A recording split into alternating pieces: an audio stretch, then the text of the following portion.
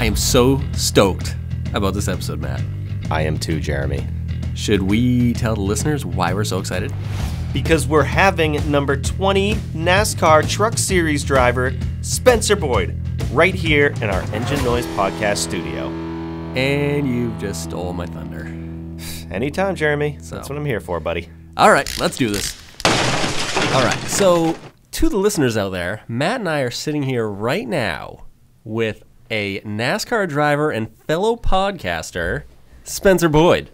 What's up, guys? Yeah. Hey, Spencer. Thanks for being here today and talking cars with us. It's very exciting. Absolutely. So you've got a podcast I do. that you just started. Yeah, like episode 7 now. Yeah, I've Nice. heard a couple. So what drove you to do that, to like start a podcast? Well, just seeing that, a lot of people are doing it. It's getting popular. It's fun, and everyone does it in their own way. So my PR guy and I, pretty good buddies, and he's a big race fan, and I'm like, hey, if we get together and do a podcast, we probably got some unique things to talk about, whether it's my racing or just the sport. Right. And, it turned into the Eagle's Nest. Cool. Nice. Well, yeah. So, yeah, if you're out there and you're looking for a good podcast to listen to, definitely give Spencer's a listen. Sure. Appreciate that. Do it. Do it now. Right now. Yeah.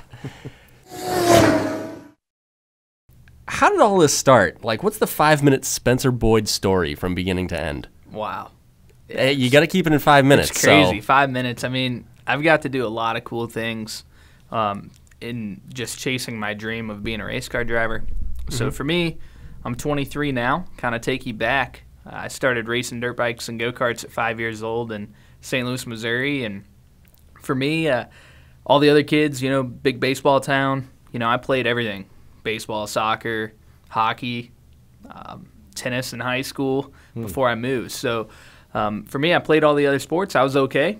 Racing, I was always coming home with a trophy. And as a kid, you're like, hey, that fuels the fire, right? And my parents loved racing. I watched NASCAR with my dad, and my mom was into it as well. And just kept chasing the racing deal, traveling all over.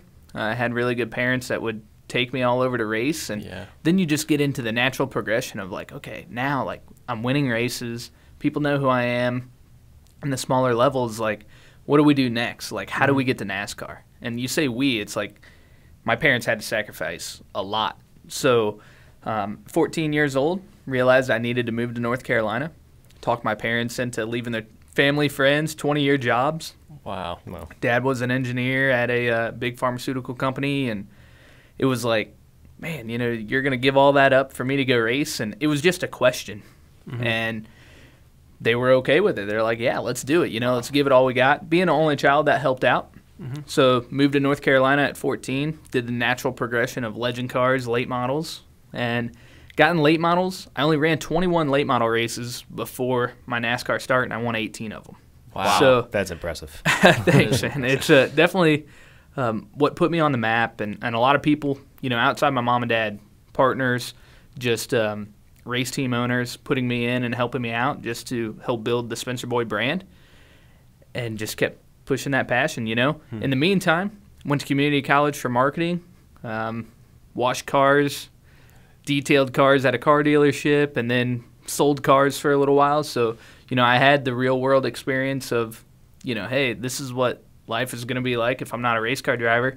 And that really made me go, man, I need to be a race car driver. This is my life. This other stuff's cool. It's fun. But this is my dream. And I had a lot of supporting people to do it. Made my NASCAR start at 20 years old, and here I am at 23. We were 4th most popular driver last year. So I'm having a lot of fun. I've been really lucky. Right. That's awesome. All right. So what happens with the old race cars? Are they stacked up? Do you cut them up? Do you cut the noses off and rebuild them? Like, what happens to all these things? Jeremy, you're not getting a race car. It sounds like you want some body panels. Yeah. It sounds like, body panels would be great. So he wants to drive down there and take a couple cars with him and make his own. I think that's what he's thinking. Go down there with a truck, just haul him back here. Haul him back. Just relax, Jeremy.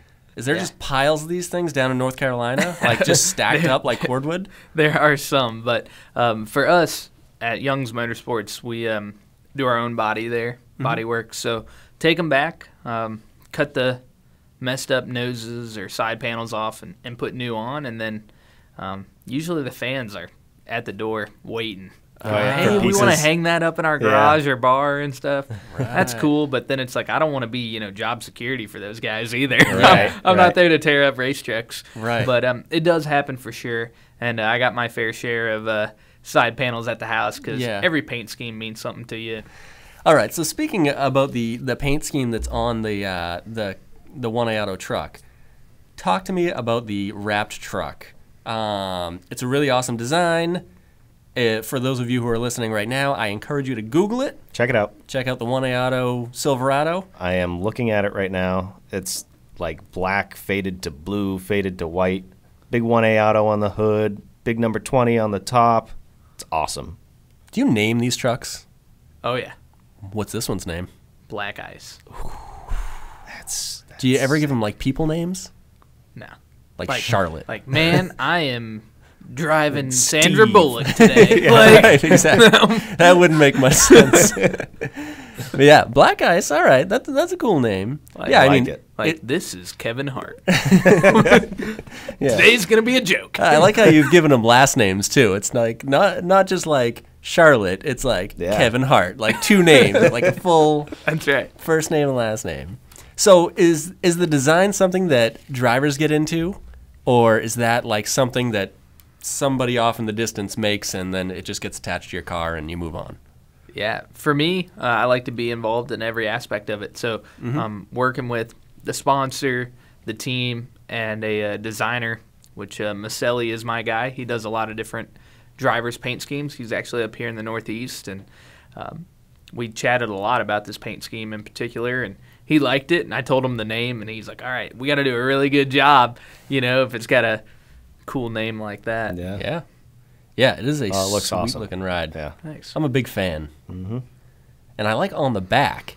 Like, from the back, it's awesome because it's like a giant 1A Auto logo, 1AAuto.com.